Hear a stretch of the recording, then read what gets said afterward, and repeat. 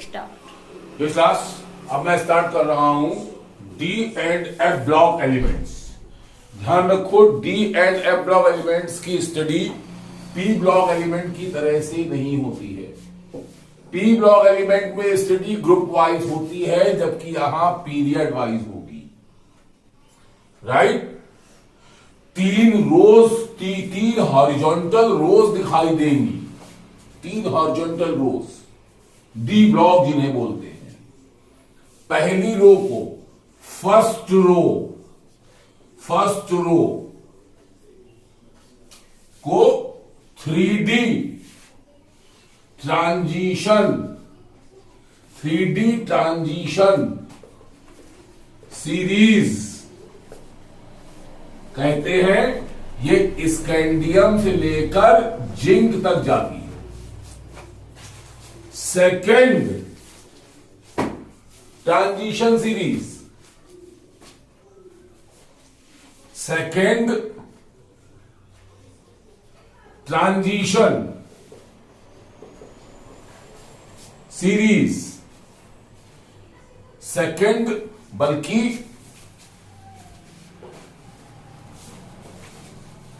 Second row वो है 4D transition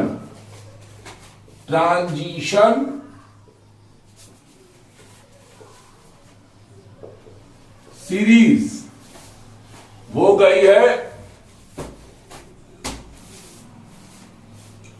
yttrium से लेकर कैडमियम तक, इट्रियम से लेकर कैडमियम तक। Right? Third row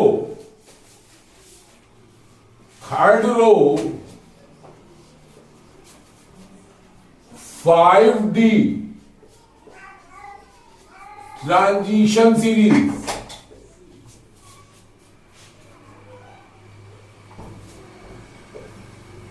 5D transition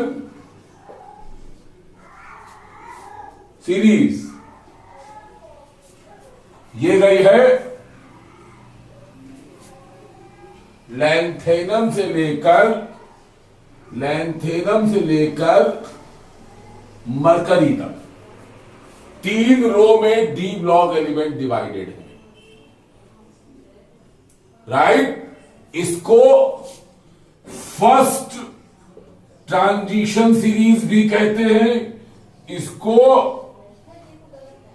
second transition series भी कहते हैं, इसको थर्ड ट्रांजिशन सीरीज भी कहते हैं। डी ब्लॉक एलिमेंट तीन ब्लॉक्स में डिवाइडेड है। पहली ट्रांजिशन सीरीज, ध्यान दीजिए, सबसे पहली बात, आपकी बुक में जो बेसिक पॉइंट लिखा होता है वो होता है what is difference between D block, वो लिखा रहता है डी ब्लॉक एलिमेंट और ट्रांजिशन एलिमेंट्स। आपको क्लियर कर दूं कि मेरा क्वेश्चन तुरंत बनता है what is difference between D block element and transition elements. Repeat कर रहा हूं, what is difference between D block element and transition elements. याद रखो, ट्रांजिशन एलिमेंट्स वो एलिमेंट्स होते हैं जिनका आउटर मोस्ट शेल भी इनकम्प्लीट हो और आउटर मोस्ट शेल से जस्ट अंदर वाला पेनल्टीमेट शेल भी इनकम्प्लीट हो। जिनका आउटर मोस्ट शेल भी इनकम्प्लीट हो और पेनल्टीमेट शेल भी इनकम्प्लीट हो। पेनल्टीमेट मतलब आउटर मोस्ट से जस्ट पहले वाला, राइट? जिसमें दोनों इनकम्प्लीट होते हैं वो ट्रांजिशन सीरीज हो, हम उनको ट्रांजिशन एलिमेंट कहते हैं। लेकिन डी ब्लॉक एलिमेंट किनको कहते हैं? डी ब्लॉक एलिमेंट जिसमें इलेक्ट्रॉनों का एडिशन, जब एटॉमिक नंबर बढ़ता है तो इलेक्ट्रॉन भी बढ़ते हैं, इलेक्ट्रॉनों का एडिशन अगर पेनल्टीमेट शेल मतलब आउटर मोस्ट से अंदर वाला पेनल्टीमेट शेल मतलब सेकेंड लास्ट पेनल्टीमेट शेल के डी सब शेल में अगर एडिशन होता है तो उनको हम डी ब्लॉक एलिमेंट्स कहेंगे। रिपीट कर रहा हूं, ट्रांजिशन एलिमेंट किनको कहते हैं? जिनका outer most shall be incomplete हो और पीर अल्टीमेट शैल बी इनकम्प्लीट हो। जबकि डी ब्लॉक एलिमेंट किनको कहते हैं? जिनमें एटॉमिक नंबर बढ़ने के साथ जब इलेक्ट्रॉन बढ़ते हैं तो इलेक्ट्रॉनों का एडिशन अगर पीर अल्टीमेट शेल के डी सब शेल में होता है, जब आउटर मोस्ट शेल फोर्थ है तो पीर अल्टीमेट हो गई थर्ड, और थर्ड शेल का D sub shell 3D, right? 3D में अगर एडिशन होता है या 4D में एडमिशन होता है या 5D में एडिशन होता है तो उनको बोलते हैं D block element. There are several element, कुछ ऐसे एलिमेंट है जो ट्रांजिशन एलिमेंट तो है लेकिन डी ब्लॉक एलिमेंट नहीं है। On the other hand there are few elements जो डी ब्लॉक एलिमेंट तो है लेकिन ट्रांजिशन एलिमेंट नहीं है। आप खुद ही देखिए, जिंक,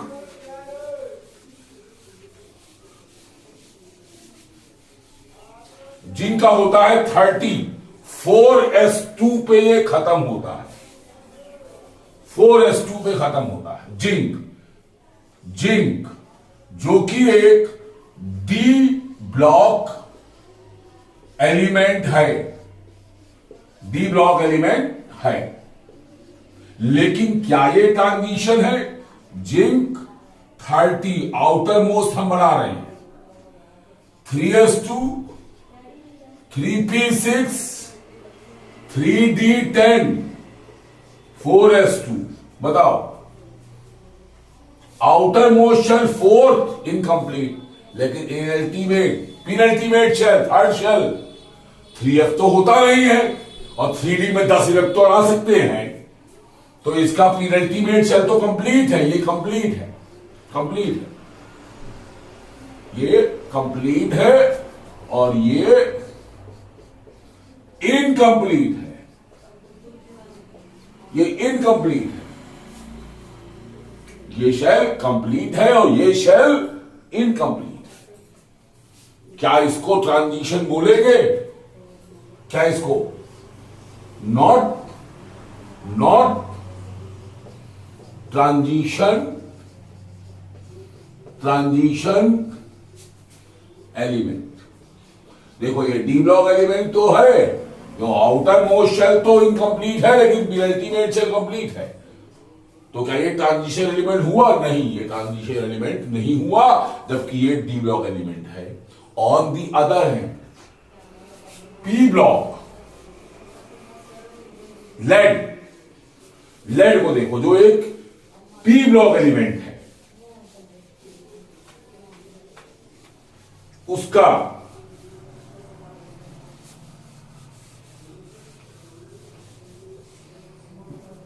लेड का होता है 82 आउटर मोस्ट लिख रहा हूं मैं, 6s2 6p2 6 shell incomplete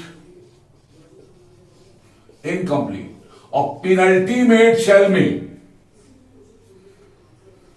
incomplete, penultimate shell में 5f इनकम्प्लीट है, 5f में इलेक्ट्रॉन ही नहीं, 5f यहां एम्प्टी है, तो एम्प्टी है, तो ये शेल ये भी इनकम्प्लीट हुआ, राइट?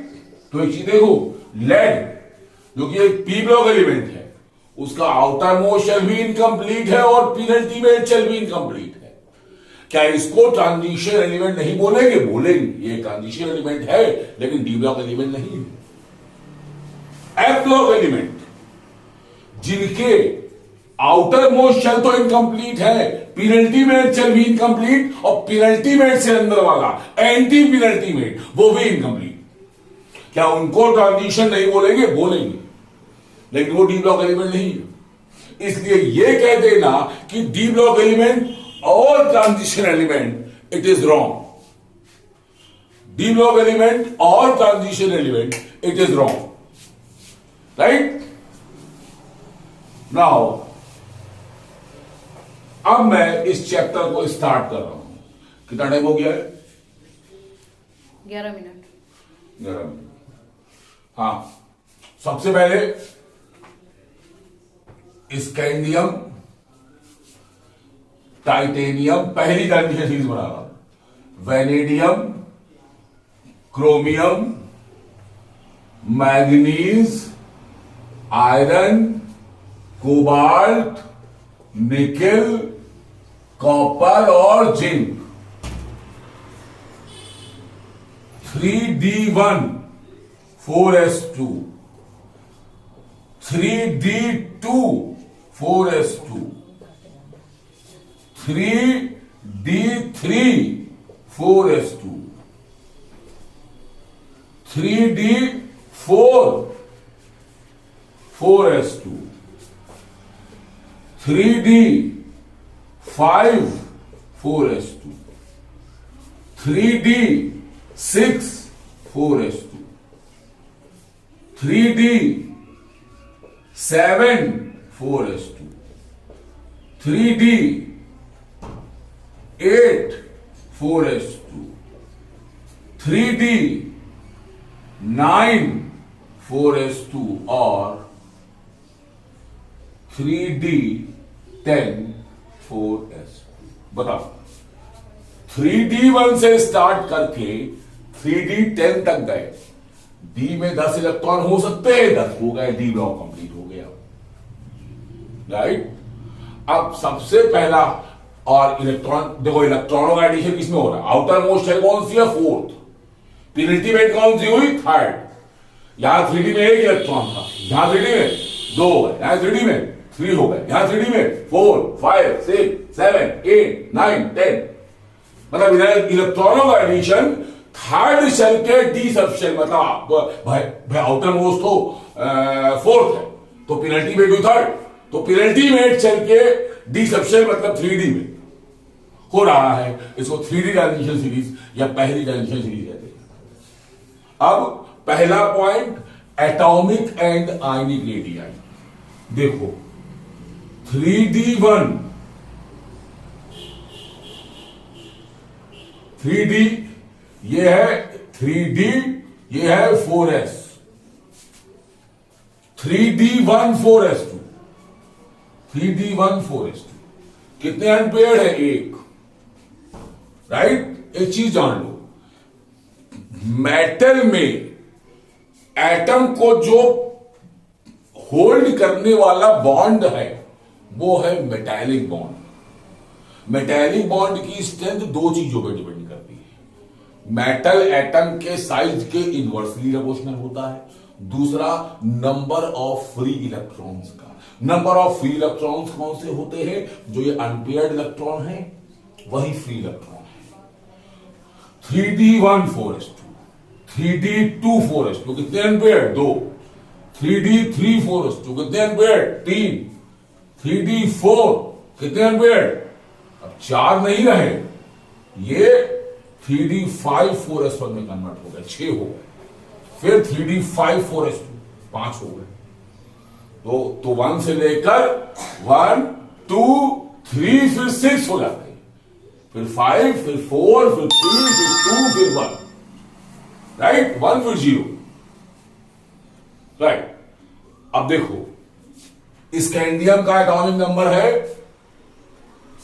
21 और क्रोमियम का है 24, मैग्नीज का है 25, आयरन का है 26, 22 एंड 23.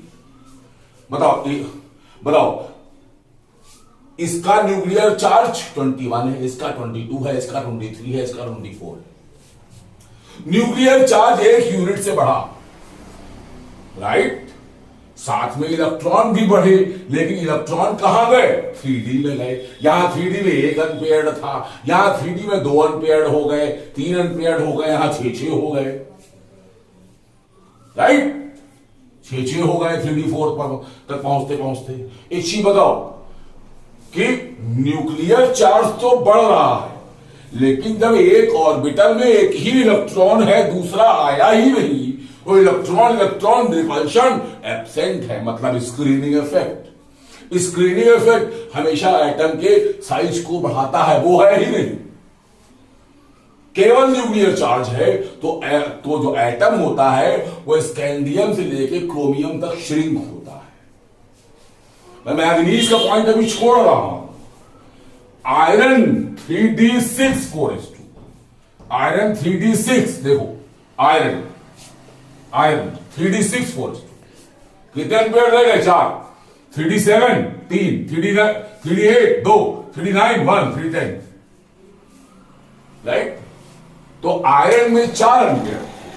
एक चीज बताओ, यहां पर जब 4 एम्पियर हो गए तो इलेक्ट्रॉन इलेक्ट्रॉन रिपल्शन आ गया, पेयरिंग होने लगी, मतलब स्क्रीनिंग इफेक्ट सीन में आ गया, जो न्यूक्लियर चार्ज को अपोज करता है।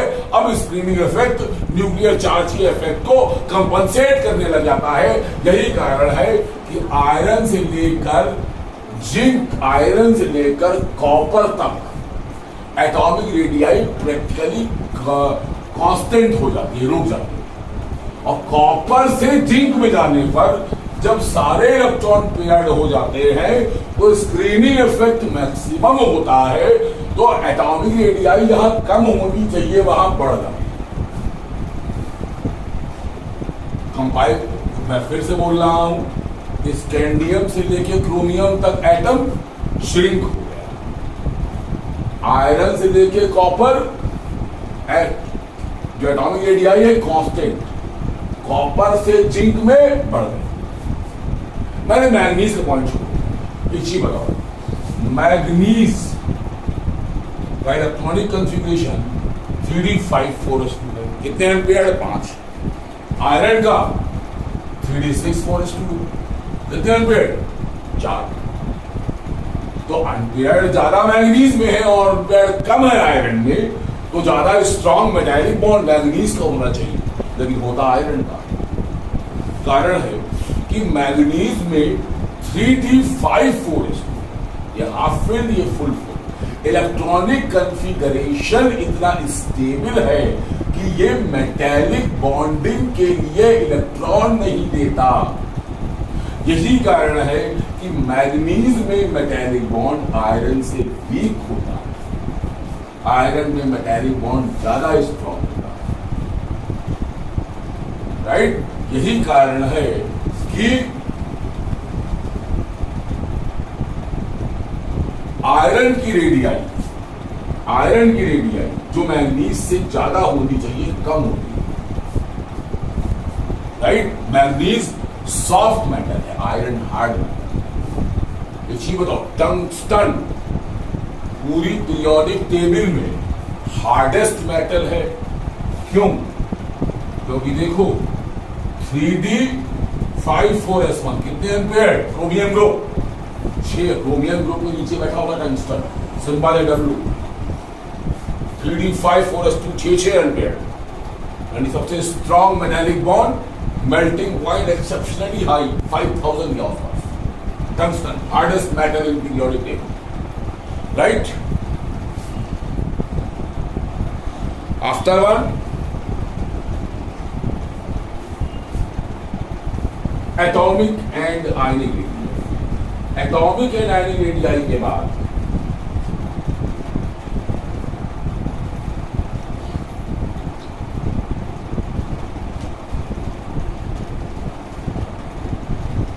उसके बाद मेटालिक प्रॉपर्टीज। एक चीज बताओ, melting point and boiling point की अगर बात करें, मेल्टिंग पॉइंट बॉइलिंग पॉइंट की अगर बात करें, तो melting point boiling point, metallic bond अगर स्ट्रॉन्ग होगा तो मेल्टिंग पॉइंट बॉइलिंग पॉइंट भी हाई होगा, क्योंकि अगर मेटालिक बॉन्ड स्ट्रॉन्ग है मतलब वो बॉन्ड जो मेटल के एटम को ऑपरेट करता है तो वो स्ट्रॉन्ग है, राइट। वो ही अगर स्ट्रॉन्ग है तो एटम को सेपरेट करना टफ है, एटम को सेपरेट करना टफ है। यही कारण है कि मेटालिक बॉन्ड स्ट्रॉन्ग होने पर मेल्टिंग पॉइंट हाई होगा, अच्छी बताओ, स्कैंडियम से लेके क्रोमियम तक मेटालिक बॉन्ड स्ट्रॉन्ग हो रहा, राइट, क्योंकि अनपेयर्ड इलेक्ट्रॉन का नंबर बढ़ रहा, राइट। तो मेटालिक बॉन्ड स्ट्रॉन्ग हो रहा है तो मेल्टिंग पॉइंट बढ़ रहा। ये मैंगनीज में मेटालिक बॉन्ड आयरन से वीक होता है तो मेल्टिंग पॉइंट आयरन से कम होता है, और आयरन से लेके कॉपर तक एटॉमिक रेडियस कांस्टेंट, वो मेल्टिंग पॉइंट बॉइलिंग पॉइंट भी कांस्टेंट। कॉपर से जिंक में आने पर 3d10 एक भी अनपेयर्ड नहीं रहे, मतलब मेटालिक बॉन्डिंग के इलेक्ट्रॉन ही नहीं है। जिंक एक सॉफ्ट मेटल है और जिंक के ग्रुप में आता है मरकरी जो कि लिक्विड मेटल है, क्योंकि उसके पास अनपेयर्ड इलेक्ट्रॉन होते ही नहीं है, right. Melting point and boiling point. उसके बाद enthalpy of atomization. Enthalpy of atomization क्या है कि किसी मैटर को इतना हीट करो कि उसके एटम्स अलग अलग हो जाए। ये डिपेंड करेगा मेटालिक बॉन्ड की स्ट्रेंथ। सोडियम इतना सॉफ्ट है, चाकू से काट दो नाइफ से कट जाए, क्या आयरन कट पाएगा? नहीं कट पाएगा, क्योंकि आयरन में मेटालिक बॉन्ड सोडियम से बहुत ज्यादा स्ट्रॉन्ग, राइट। तो हीट ऑफ एटमाइजेशन, किसको मेल्ट करना इजी है, सोडियम को या आयरन को? ये सोडियम। तो किसके एटम को सेपरेट करना इजी? It is sodium. तो डी ब्लॉक एलिमेंट्स के इंथैल्पी ऑफ एटमाइजेशन हाई होते हैं क्योंकि इनमें मेटालिक बॉन्ड स्ट्रॉन्ग होता है। उसके बाद मैं आता हूं आयनाइजेशन इंथैल्पी। पहले मैं +2 ऑक्सीडेशन, उससे पहले मैं ऑक्सीडेशन स्टेट पे आता हूं।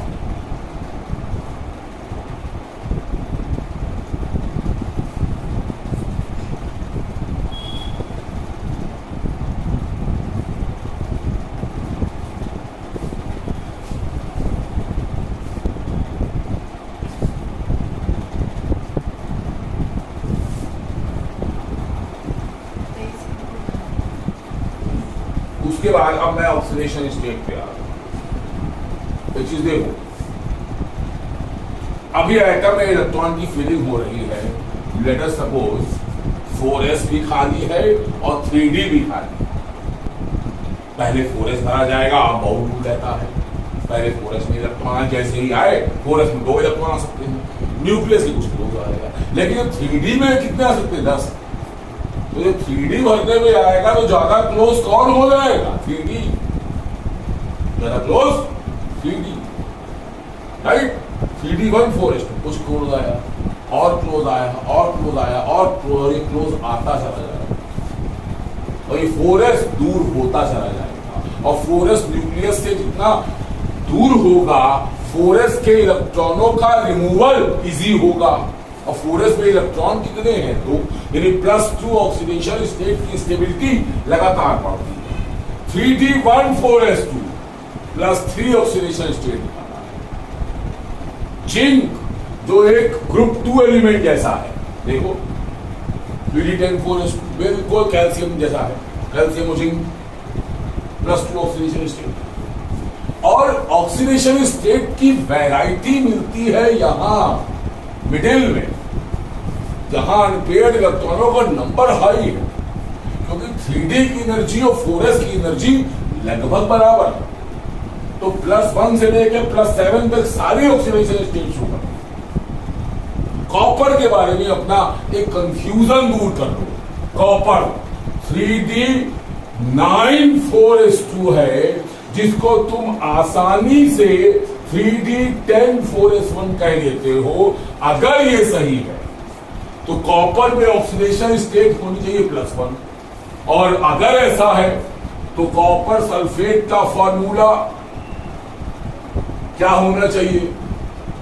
सल्फेट की वैलेंसी 1, कॉपर की 2, कॉपर की 1 सल्फेट की 2, तो Cu2SO4 होना चाहिए। लेकिन क्या होता है? होता तो CuSO4। होता यह है कि 3d में इलेक्ट्रॉन कितने हैं? 9, 4s में 2। 3d के 9 इलेक्ट्रॉनों के कारण न्यूक्लियस के इतना क्लोज है कि इसकी एनर्जी 4s से बहुत कम होती है। तो 4s से जो इलेक्ट्रॉन निकाल के तुमने आसानी से 3D में ट्रांसफर कर दिया, ये हो नहीं पाता है। यही कारण है ये स्टेबल है और ये नहीं है। यही कारण है कि +1 अगर होता भी है, मतलब Cu+ अगर होता भी है तो वो अनस्टेबल है। तो वो डिसप्रपोर्शनेशन रिएक्शन के थ्रू देखो Cu+ अगर है तो एक इलेक्ट्रॉन इसने दिया, वो Cu+2 में कन्वर्ट हो जाता है। ये ऑटोमेटिकली ये है डिसप्रपोर्शनेशन रिएक्शन।